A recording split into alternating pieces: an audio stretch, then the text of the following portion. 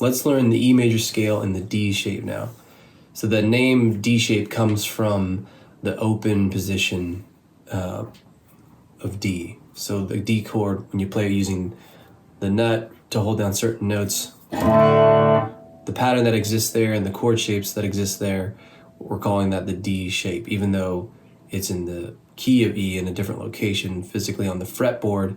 Don't be confused by that. It gets its name for shape derived from those open chord, those shapes, those patterns, those organized, chord shapes and stuff.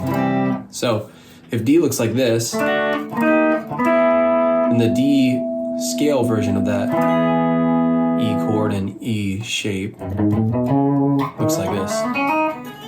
So you can see on that graphic the pattern. So we're starting with first finger on your left hand on the 2nd fret on the low E string, then ring finger on that same string in the 4th fret, and then pinky, same string, 5th fret.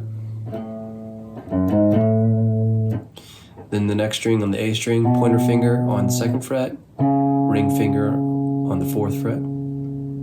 Those two together. And now the next part where you see that red arrow is there's a shift that has to take place. So generally we talk about 1 finger per fret as we study and kind of organize and ask for technique from our hands. So in order to maintain that, you can't over 5 frets unless you have 5 fingers, which I don't. So you have to shift. And so the shift action that happens there from that 4th fret is you kind of launch and leave and slide. So you have your thumb centered behind the fretboard and you have a nice curl C shape to your hand, right? So you take that idea, that 1 finger per fret shape, and you simply slide it 1 fret, in this case, to your left. So from that note there, you slide the whole unit there, and now we're on the 3rd line, 1st fret on the D string. 1st finger, 1st fret,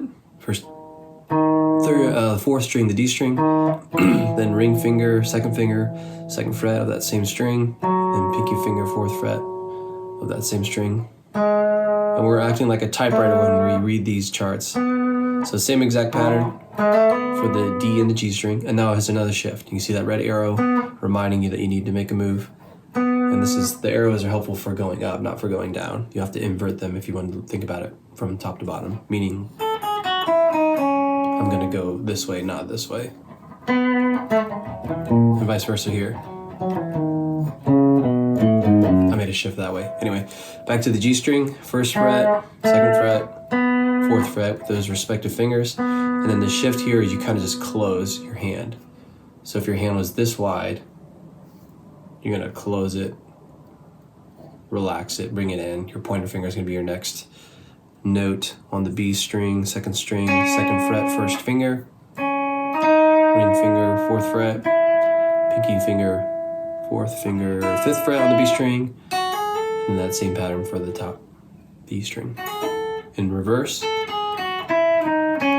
those 2 patterns, and then you close your hand, bringing in your pinky finger now on the 4th fret of the G string. Okay, now here's our shift again. So from this pointer finger on the 1st fret, you're gonna slide into the ring finger on the 4th fret.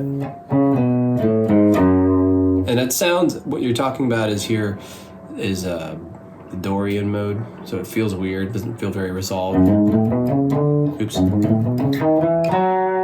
That sounds like that's not really like a scale we're used to hearing commonly in pop music and stuff like that. But the point is not, yeah, that sounds like I did a thing, I did a project, I did a scale.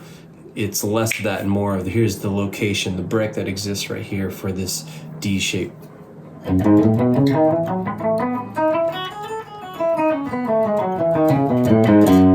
So once you get a handle on that, you're ready to move on to the next one.